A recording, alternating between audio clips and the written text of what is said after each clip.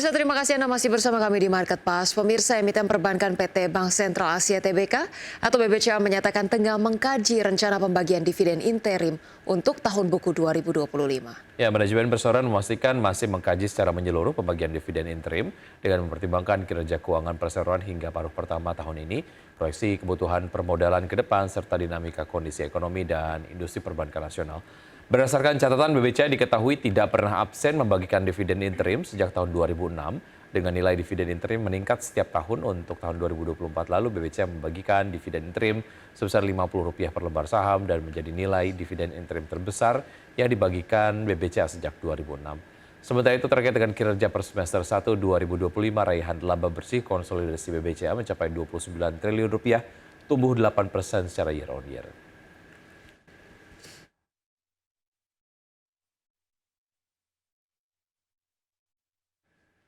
PT Indika Energi Tbk atau INDI mengalami penurunan kinerja keuangan di tengah menantangnya pasar batubara. Ya, pemirsa, emiten ini berharap dapat memperbaiki kinerjanya pada sisa tahun 2025. PT Indika Energi Tbk atau INDI mengalami penurunan kinerja keuangan di tengah menantangnya pasar batubara. Emiten ini berharap dapat memperbaiki kinerjanya pada sisa tahun 2025. Pendapatan INDI turun 20,05% secara tahunan menjadi 956,82 juta dolar Amerika pada semester 1 2025. Bersamaan dengan itu, laba bersih yang dapat diatribusikan kepada pemilik entitas induk INDI anjlok 89,34% year on year menjadi 2,24 juta dolar Amerika. Penurunan kinerja keuangan INDI sejalan dengan koreksi harga batubara di pasar global yang terjadi sepanjang tahun ini. INDI pun turut mencatatkan penurunan produksi batubara 2,7% secara tahunan menjadi 14,4 juta ton pada akhir semester 1 2025. Di tengah tantangan industri batubara, INDI terus melakukan diversifikasi usaha di sektor non-batubara termasuk di sektor mineral, energi baru dan terbarukan, dan kendaraan listrik. Pada semester 1 2025, kontribusi pendapatan dari sektor non-batubara tercatat sebesar 19% atau lebih tinggi dibandingkan semester 1 2024 yang hanya 12%. Lantas, INDI akan terus fokus pada efisiensi dan mengelola posisi keuangan maupun investasi sebaik mungkin dengan memperhatikan perkembangan ekonomi dan tantangan yang ada. INDI juga menegaskan komitmen untuk mempercepat transisi menuju portofolio bisnis yang lebih berkelanjutan dan rendah karbon. Hal ini telah dibuktikan dengan pengalokasian lebih dari 95% capital expenditure untuk bisnis non-batubara pada semester 1 2025. Berbagai sumber, IDEX Channel.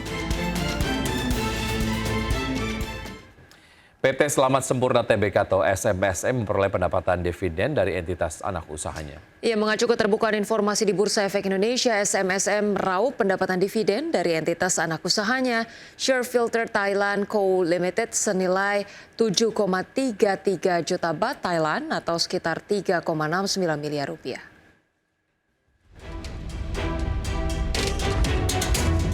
PT Selamat Sempurna Tbk atau SMSM memperoleh pendapatan dividen dari entitas anak usahanya.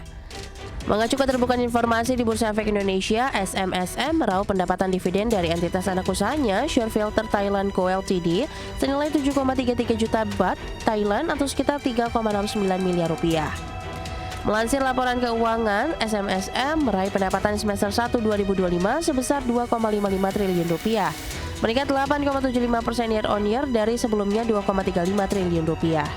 Sejalan dengan kinerja top line, SMSM meraup laba bersih 530,76 miliar rupiah, naik 18,48% dari periode yang sama tahun sebelumnya di 447,97 miliar rupiah.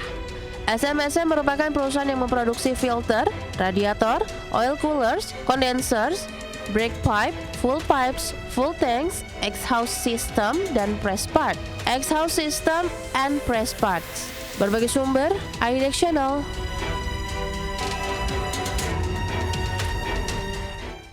Pemirsa, Bursa Efek Indonesia menghentikan sementara perdagangan saham PT Sanur Hasta Mitra Tbk dengan kode emiten MINA mulai sesi pertama perdagangan Kamis 7 Agustus. Ya, BI menyatakan suspensi dilakukan sebagai bentuk perlindungan terhadap investor.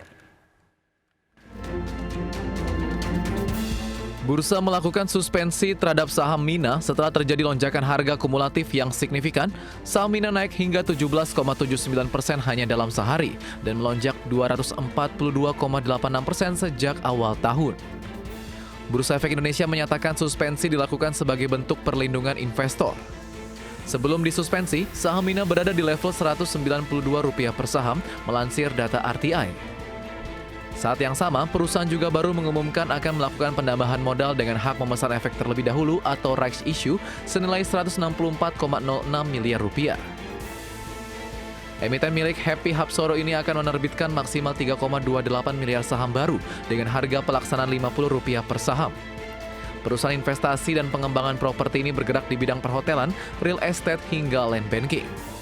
Berbagai sumber IDX Channel. Pemirsa jangan kemana-mana, usai jeda berikut ini kami akan menghadirkan berbagai informasi menarik lainnya. Tetaplah bersama Market Pass.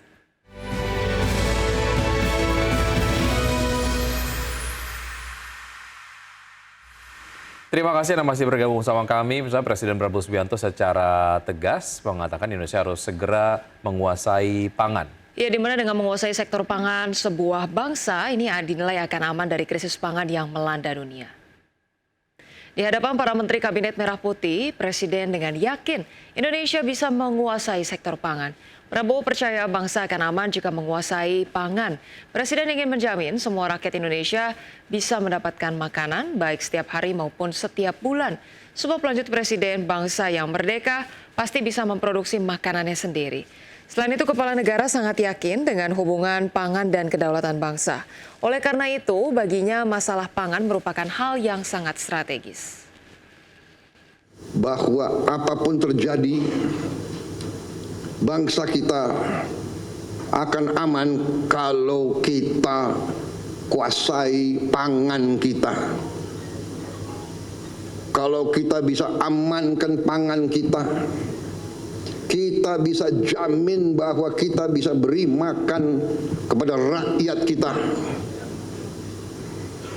Setiap hari, setiap minggu, setiap bulan, setiap tahun.